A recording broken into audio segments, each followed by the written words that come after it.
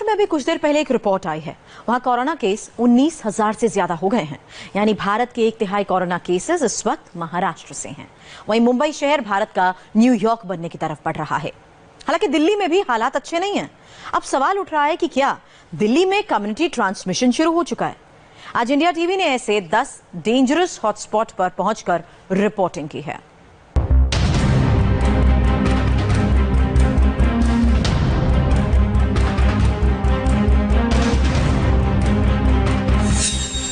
कोई सोच सकता है कि मुंबई की जेलों से कैदियों को बाहर निकाला जाएगा। मुंबई की ऑर्थर रोड जेल, जहां की सुरक्षा के बारे में कहा जाता है कि परिंदा भी पर नहीं मार सकता, लेकिन अब वहां भी कोरोना वायरस पहुंच गया। और ऑर्थर रोड जेल से रिपोर्ट है कि 72 कैदी और 7 स्टाफ कोरोना पॉजिटिव हो गए। जो स्टाफ हैं उनको एडमिट किया गया है, उनका इलाज चल रहा है और कैदियों को भी जल्द ही शिफ्ट किया जाएगा। दरअसल गृह मंत्री के बयान के मुताबिक कोरोना के संक्रमण का शिकार एक कैदी जो बैरक में था, उसके संपर्क में आने के बाद में दूसरे कैदी और कर्मचारी जो हैं वो भी संक्रमण का शिकार हुए। मुंबई कोरोना महामारी के मामले में भारत का न्यूयॉर्क बन सकता है। ये डर बहुत जायज है, क्योंकि मुंबई की हालत इस वक्त बहुत ज्यादा खराब है। मुंबई में 11,200 से ज्यादा केस हैं और अब तक इस शहर में 437 लोगों की मौत हो चुकी है। मुंबई में इस वक्त 10 सबसे खतरनाक इलाके जो रेड जोन में आते हैं, उन पर नजर डालिए। ये हैं वर्ली, धारावी, गोवंडी, शिवाजी नगर, कुर्ला, साकीनाका, एंटॉप हिल, वडाला, माहिम, भायखला, नागपाड़ा, जीजा माता नगर। 2 करोड़ की आबादी वाले शहर मुंबई से चौंकाने वाली रिपोर्ट आ रही है। मुंबई के अस्पतालों में मरीजों के बीच लाशें पड़ी हैं। ऑर्थर रोड जेल में कोरोना वायरस पहुंच चुका है और मुंबई में कोरोना के मरीज अस्पताल से भाग रहे हैं। मुंबई के ही सायन अस्पताल से कोरोना पॉजिटिव पेशेंट ने भागने की कोशिश की। इसकी सीसीटीवी फुटेज में आप साफ देख सकते हैं कैसे मरीज ने खिड़की के रास्ते अस्पताल से भागने की कोशिश की। हालांकि वो नाकाम रहा। उसे सिक्योरिटी स्टाफ ने कैंपस में ही पकड़ लिया। लेकिन ये तस्वीरें परेशान करने वाली हैं। पेशेंट साइकेट्रिक पेशेंट है, वो बार बार एडमिट होता है। अभी तो वो कोविड से ही है। तो मुझे लगता है महानगर पालिका में कोई ऐसा मन में रखे कि हमारे पास ही डॉक्टर बैठे, हमारे पास तो वो नहीं हो सकता है। महाराष्ट्र में एक और शहर नागपुर कोरोना हॉट स्पॉट बन चुका है। नागपुर में पिछले 36 घंटों में 106 नए मरीज पॉजिटिव सामने आए। नागपुर के पार्वती नगर में करीब 250 लोगों को क्वारंटीन किया गया है। अब नागपुर में कोरोना पॉजिटिव केस की तादाद 268 हो गई है। महाराष्ट्र और मुंबई का हाल देखने के बाद जानिए दिल्ली में नया खतरा क्या है। दिल्ली में क्या कम्युनिटी ट्रांसमिशन शुरू हो गया है, यानी आबादी के बीच अब कोरोना तेजी से फैल रहा है। दिल्ली में कोरोना पॉजिटिव केस की ट्रेसिंग बहुत मुश्किल हो गई है और ऐसे 2 सबसे खतरनाक केस से साबित हुआ। इनमें एक महिला है और दूसरा दुकानदार। दोनों ने अपने अपने इलाकों में 50 से ज्यादा लोगों को संक्रमित कर दिया और इसकी चपेट में डीएम का दफ्तर भी आ चुका है। डीएम खुद क्वारंटीन हो चुके हैं। आपको ले चलते हैं दिल्ली के कापासेड़ा बॉर्डर के रिहायशी इलाके में।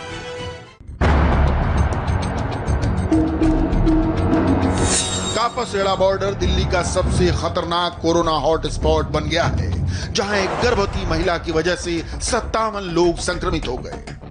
कापासेड़ा बॉर्डर की मेरे पीछे जो आप गली देख रहे हैं, इसी गली में कोरोना के संक्रमण के 58 मामले सामने आए और जिस महिला से कोरोना के संक्रमण की यहां पर शुरुआत हुई थी, वो महिला से आगे 57 लोगों को कोरोना पॉजिटिव हुआ।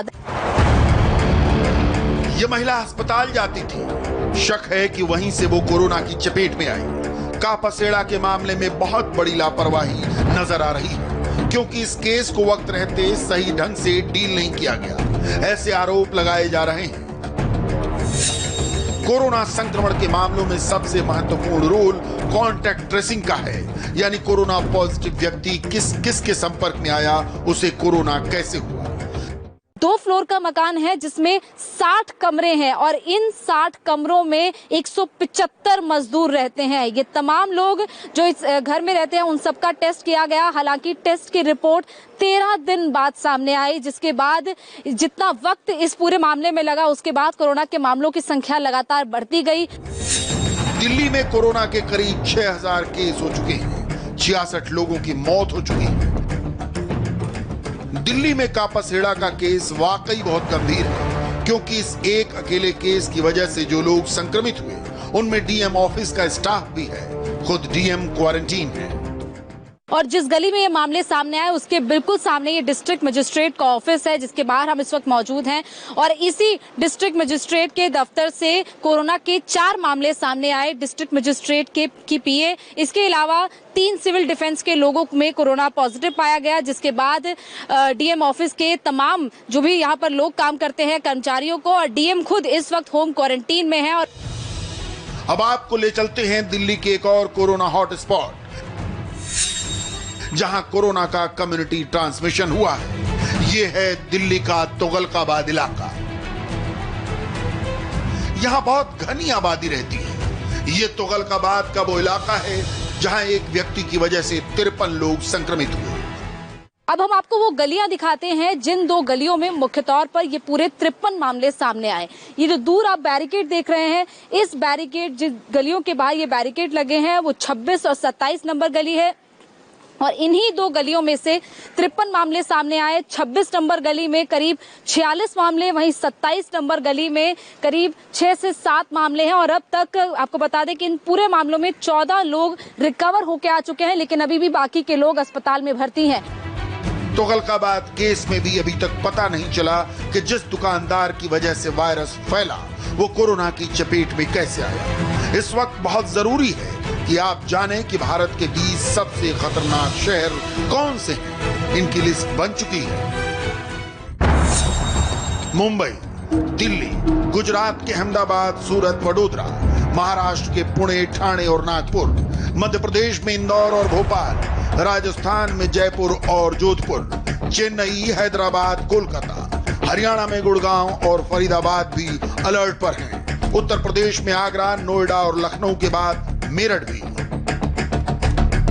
लखनऊ में तो एक अस्पताल ही सील कर दिया गया है, क्योंकि इस हॉस्पिटल में एक महिला कोरोना पॉजिटिव पाई गई। ये लखनऊ का रानी लक्ष्मीबाई अस्पताल है और अब सैनिटाइज करने के बाद इसे 3 दिन के लिए बंद किया गया है। लखनऊ की बात किया जाए तो यहाँ पर कसाईबाड़े के बाद कैसरबाग एक बड़ा हॉटस्पॉट बनकर के सामने आया है, लेकिन पुलिस की, प्रशासन की और स्वास्थ्य विभाग की ये कोशिश है कि लगातार वहां पर काम किया जाए, कॉन्टैक्ट ट्रेसिंग किया जाए। उत्तर प्रदेश में कोरोना के 3000 से ज्यादा मामले हैं, 62 लोगों की मौत हो चुकी है। यूपी में जो जगह इस वक्त सरकार के लिए टेंशन की वजह बनी है उसमें लखनऊ, आगरा, मेरठ, मुरादाबाद, सहारनपुर और कानपुर है। ये वो जगह हैं जहां केस तेजी से बढ़े हैं। कानपुर नगर और आगरा उत्तर प्रदेश में चिंता का विषय बना हुआ है, जहां पर लगातार न सिर्फ नए मरीजों की बात सामने आ रही है, बल्कि वहां पर रिकवरी रेट भी बहुत अच्छा नहीं हो सका है। 8 मई को शुक्रवार था और लखनऊ में जुमे की नमाज के वक्त लोगों ने घरों से कोरोना वॉरियर्स पर फूल बरसाए। ये तस्वीरें लखनऊ के इंदिरा नगर की हैं। लखनऊ में मस्जिद में रोजे का वक्त चल रहा है और मुस्लिम समाज के लोग इस समय इंदिरा नगर में कोरोना हमारी टीम यहाँ पे स्वागत कर रहे हैं। इंसान सोसाइटी में कॉलोनी के जो लोग हैं वो अपनी छतों पर मौजूद हैं। सभी लोग इस समय रोजे से हैं और उसके बावजूद यहाँ पर सभी लोग फूल बरसा रहे हैं। सभी लोग तालियों से स्वागत करें। वेलफेयर जोरदार तालियों से स्वागत करें, जोरदार तालियों से। ये हमारा कोरोना वॉरियर्स है।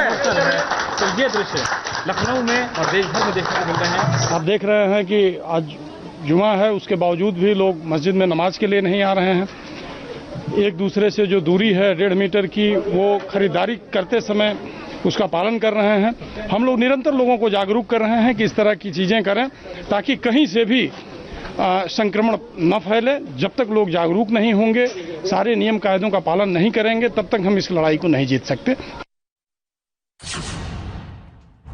अब रिपोर्ट गुजरात की। जहां कोरोना केस 7,000 का आंकड़ा पार कर चुके हैं। 425 लोगों की जान जा चुकी है। इनमें सबसे ज्यादा बुरा हाल अहमदाबाद का है, जहां कोरोना केस 5,260 हैं, जबकि 343 लोगों की मौत हो चुकी है। अहमदाबाद में हाल बहुत ज्यादा खराब है। सरकारी अस्पताल पर दबाव कम हो, इसके लिए अब वहां प्राइवेट क्लिनिक और नर्सिंग होम को खोलने का आदेश दे दिया गया है, ताकि वहां ऐसे मरीज इलाज करा सकें जो कोरोना पॉजिटिव नहीं है। और अब सरकार ऐसे क्लिनिक और नर्सिंग होम की तैयारियों को भी चेक कर रही है। ये जानने की कोशिश कर रहे हैं कि क्लिनिक्स में क्या क्या फैसिलिटीज़ हैं और क्लिनिक में डॉक्टर्स और पैरामेडिक्स स्टाफ जो है वो मौजूद है या नहीं, किस तरह से ये क्लिनिक्स ऑपरेट हो रहे हैं, ये जानकारी पूरी जुटाई जा रही है यहाँ पे। और मैं आपको बता दूं कि कॉरपोरेशन ने क्लियर नोटिस दिया है क्लिनिक्स को और प्राइवेट डॉक्टर्स को कि यदि अगले 48 घंटे में वो अपने ऑपरेशन शुरू नहीं करते हैं तो उन्हें उनका जो लाइसेंस है वो कैंसिल कर दिया जाएगा। लेकिन कोरोना संक्रमण को लेकर डॉक्टर्स भी थोड़े घबराए हुए हैं। डॉक्टर प्रवीण गर्ग ने अपनी टेबल के आगे इस तरह प्लास्टिक का एक कवर लगाया है ताकि मरीज की जांच करते वक्त वो संक्रमण से बचे रहें। पेशेंट्स अभी नहीं आ रहे हैं, उसके पीछे 3-4 वजह है। एक तो अभी पिछले 2-3 दिन से अहमदाबाद में टोटली लॉकडाउन कर दिया है। टोटल ग्रोसरी किराने वाले बंद है। तो पहले जो नॉन इमरजेंसी वाले पेशेंट सोचते थे कि घर से मैं एक ही बार निकलूं और किराने का भी सामान ले लूं और डॉक्टर साहब को भी उस समय पे दिखा दूं। लेकिन अभी चूंकि किराने और दूसरी सब दुकानें बंद कर दी है तो जो non emergency group of patient है वो घर से बाहर निकलना ही अवॉइड कर रहा है। अहमदाबाद गुजरात का एपिसेंटर है और खासकर यहाँ पुराने शहर का इलाका हॉट स्पॉट बना हुआ है। अहमदाबाद में बहरामपुर, शाहपुर, दरियापुर, दानी लिमड़ा, जमालपुर और खाड़िया जैसे इलाके रेड जोन में हैं। पुराना अहमदाबाद घनी आबादी वाला इलाका है और इसलिए यहाँ कोरोना वायरस तेजी से फैला है। इस वजह से प्राइवेट डॉक्टर्स भी थोड़ा डरे हुए हैं। डॉक्टर राजीव भाटला के यहाँ सभी स्टाफ को पीपीई किट दी गई है, लेकिन वो मानते हैं कि अहमदाबाद में पीपीई किट की कमी है। जैसे पीपीई किट है, लकीली हम लोगों ने जब हमारी एसोसिएशन है अहमदाबाद मेडिकल एसोसिएशन वो डिस्ट्रीब्यूट कर रही थी तो हम लोगों ने परचेज किया है, तो यूज़ कर पा रहे हैं। पर ऐसा मेरे हिसाब से सभी डॉक्टर के पास अभी ये किट्स अवेलेबल नहीं है। तकलीफ ये है कि उनको 2 दिक्कत हो रही है क्लिनिक्स चालू रखने में या प्रैक्टिस करने में फुल फ्लेज। एक तो पेशेंट्स नहीं आ रहे because of curfew, police allow नहीं कर रही है पेशेंट्स को आने में, तो उनको बहुत दिक्कत है। सेकेंड इज दैट स्टाफ हमारे तक नहीं आ सकता है, जो हर एक स्टाफ के पास अपना खुद का व्हीकल नहीं होता है। So in that case we need some public transport system. ये बहुत बुनियादी जरूरत है जिसके बगैर मेडिकल सिस्टम नहीं चल सकता। इसी को लेकर अब अहमदाबाद के डॉक्टरों की कई बातें मान ली गई। आप देख सकते हैं नर्सिंग होम्स खाली हैं लेकिन डॉक्टर्स आ रहे हैं, खुले हुए हैं, पेशेंट्स नहीं आ रहे हैं। इसलिए कॉरपोरेशन के साथ एक बाकायदा मीटिंग की गई और कॉरपोरेशन ने अब इस बात को स्वीकृति दे दी है कि उनके जो स्टाफ वगैरह हैं जो इन कामों उनके हॉस्पिटल्स में डिप्लॉयड हैं, उनके ट्रांसपोर्टेशन के लिए व्यवस्था की जाएगी। और इसके अलावा अगर ये प्राइवेट डॉक्टर्स जो हैं ये कोविड सर्विस देते हुए इन्फेक्टेड हो जाते हैं तो इन्हें कंपनसेशन भी दिया जाएगा। महाराष्ट्र के बाद गुजरात दूसरा सबसे बड़ा राज्य है जहां कोरोना के केस तेजी से बढ़े हैं और अब वहां लॉकडाउन की पाबंदियां और सख्त कर दी गई हैं।